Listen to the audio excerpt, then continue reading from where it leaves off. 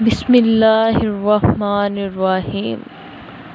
سیرت النبی سرکار دو عالم صلی اللہ علیہ وآلہ وسلم کی رضائی مائیں اور آیائیں۔ قدیم عرب کی کچھ روایات تھیں جن کی وہ سختی سے پابندی اور پاسداری کرتے اور کسی حال میں ان سے منہ موڑنے کے لیے تیار نہیں ہوتے تھے۔ ان میں سے ایک روایت یہ تھی کہ وہ نوزائیدہ بچوں کو اپنے گھروں میں پالنا پسند نہیں کرتے تھے، بلکہ رضاعت و پرورش کے لیے دور دیہاتوں کی کھلی فضاؤں میں بھیج دیتے تھے اور بچے صحراؤں اور جنگلوں کے کھلے بے تکلف فطری اور صحت مند ماحول میں پرورش پاتے، جس سے ان کی صحت پر خوشگوار اثر پڑتا اور وہ تندرست و توانا بنتے۔ ان میں جفاکشی، استقلال اور حوصلہ مندی کی صفات پیدا ہوتیں اور مشکلات کے سامنے سپر انداز ہونے کی بجائے ان سے نبض آزما ہونے کا حوصلہ و ولولہ جنم لیتا۔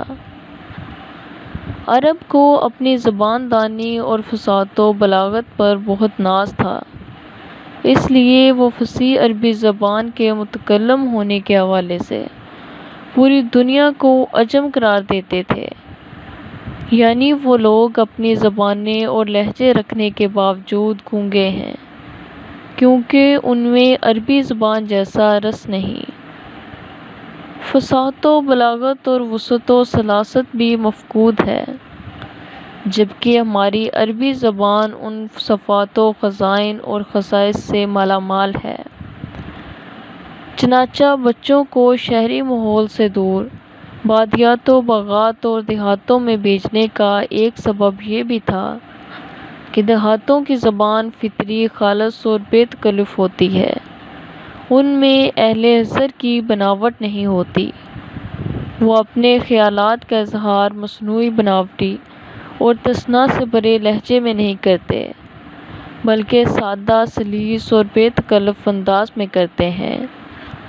اس لیے ابتدا میں ایک خاص عرصے تک بچے کا مصنوعی ماحول سے دور رہنا ضروری ہے تاکہ وہ خالص عربی سیکھے اور اس کی لسانی خاصیت اس کے رش و ریگ میں رچ بس جائے اور وہ فصیح و شائستہ زبان بولنے لگے۔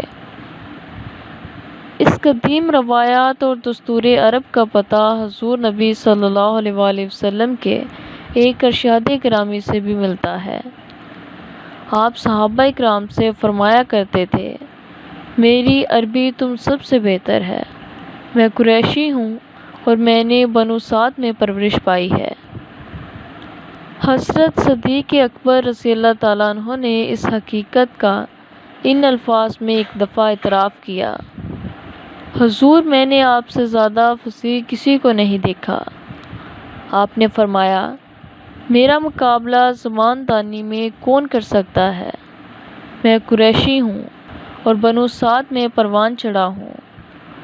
چنانچہ زبان دانی کا یہ شرف و امتیاز حاصل کرنے کے لیے وہ نومولود بچوں کو اس دیہات میں ضرور بھیجتے تھے اور نہ بھیجنے کو معاشرتی اعتبار سے سخت معیوب تصور کرتے تھے۔ اس رسم عام کے باعث دیہات کی خواتین بھی شہروں سے بچے لے جا کر اپنے خاص انداز میں پالتی تھیں۔ یہ ان کا کاروبار تھا اور وہ اس سے بقدر ضرورت کما لیتی تھیں۔ اس مقصد کے لیے شہروں کی طرف آنا ان کا معمول تھا۔ موسم بہار روی میں ان کی آمد ہوا کرتی تھی۔ اب بھی موسم بہار ہی تھا اور ان کی آمد قریب تھی، اس لیے حضرت آمنہ رضی اللہ تعالیٰ عنہ اور حضرت عبد المطلب رضی اللہ تعالیٰ عنہ نے ان کا انتظار شروع کر دیا کہ وہ یوں ہی وہ آئیں، یہ عظیم فرزند محمد صلی اللہ علیہ وآلہ وسلم ان کے سپرد کر دیا جائے۔ ابتدا میں آپ صلی اللہ علیہ وآلہ وسلم کی حقیقی والدہ ماجدہ حضرت آمنہ رضی اللہ تعالیٰ عنہا ہی نے دودھ پلایا، پھر یہ سعادت ثویبہ کے حصے میں آئی۔ آپ صلی اللہ علیہ وآلہ وسلم کی رضائی ماؤں اور آیاؤں کے اسماء گرامی درجہ ذیل ہیں۔ ثویبہ ابو لہب کی لونڈی تھی۔ ابو لہب حضور صلی اللہ علیہ وسلم کے والد حضرت عبداللہ کا بھائی اور حضور اکرم صلی اللہ علیہ وسلم کا چچا تھا۔ یہ جان کر بہت خوش ہوا کہ اس کے بھائی کے گھر ایک حسین بچہ متولد ہوا ہے۔ صویبہ مبارک دینے کے لیے گئی تو فرط مسرت سے کھل اٹھا اور انگلی سے اشارہ کیا کہ جا تو آزاد ہے۔ زمانہ بیتتا رہا اور وہ مر گیا۔ حضرت عباس رضی اللہ تعالیٰ عنہ نے اسے خواب میں دیکھا۔ اس کی حالت بہت خراب تھی۔ صاف نظر آ رہا تھا کہ وہ دوزخ کا ایندھن ہے۔ پوچھا کس حال میں ہو؟ اس نے جواب دیا میں نے آپ لوگوں کے بعد کوئی راحت نہیں دیکھی، البتہ جس انگلی سے صویبہ کو آزاد کیا تھا اس سے کچھ پینے کو مل جاتا ہے اور میں اسے چوس کر کچھ راحت پاتا ہوں۔ اس مقام پر ائمہ حدیث فرماتے ہیں کہ حضور نبی اکرم صلی اللہ علیہ وسلم کے میلاد کی خوشی منانا، اس موقع پر صدقہ و خیرات کرنا سب محبت پر دلالت کرنے والے امور خیر ہیں اور قلبی خوشی و مسرت کی نشاندہی کرتے ہیں۔ یہ دنیاوی و اخروی نیکی، کامیابی اور مقبولیت کی دلیل ہے۔ ابو لہب کافر تھا۔ اس نے بھتیجا سمجھ کر حضور صلی اللہ علیہ وسلم کی ولادت پر خوشی منائی۔